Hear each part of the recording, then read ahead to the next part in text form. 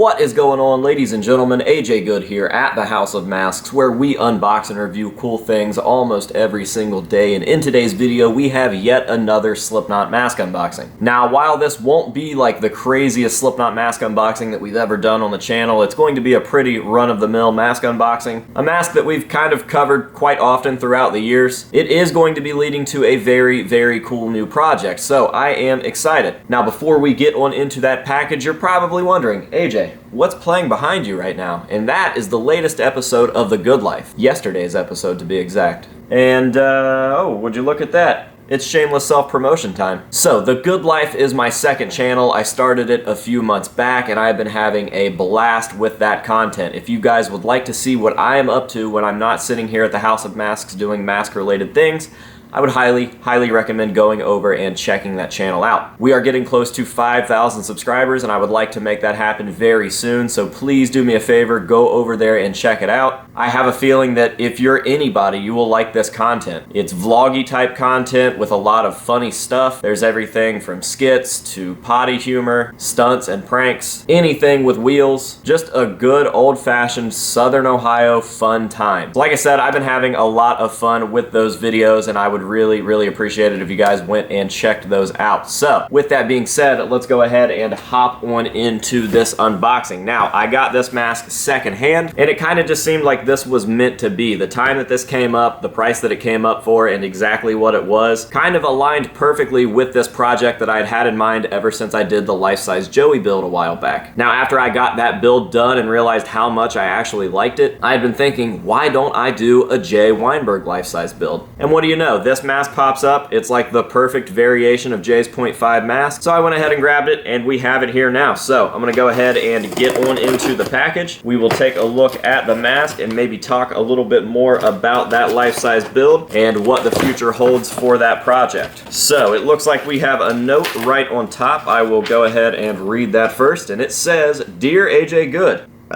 I just wanted to say thank you again for buying this Jay off of me. I definitely know it's going to a great home with you at the House of Masks. I've been a fan for at least the past few years, and you were the one that got me into the hobby. It's been a great few years being in the hobby, but me selling you this mask is my exit from the hobby. It's been really tough financially, and every time I looked at my collection, I only saw rent money. So for now, I'm saying goodbye. I'll still continue to support you on your YouTube channels and stay in the groups to see the great work of our community. Thank you so much for helping me out, and I hope to re-enter the game in the future, and as always, I hate AJ Good." Well, that is a bittersweet note. I do appreciate all of the kind words. I'm glad that I was able to get you into the hobby, and I'm also sorry that you have to temporarily exit the hobby. However, with that being said, the hobby will always welcome you, unless you like touch kids or fuck somebody over or something. But just financial bullshit, man. I'm sorry that has to happen. That really does suck. But the hobby will always be here with arms wide open.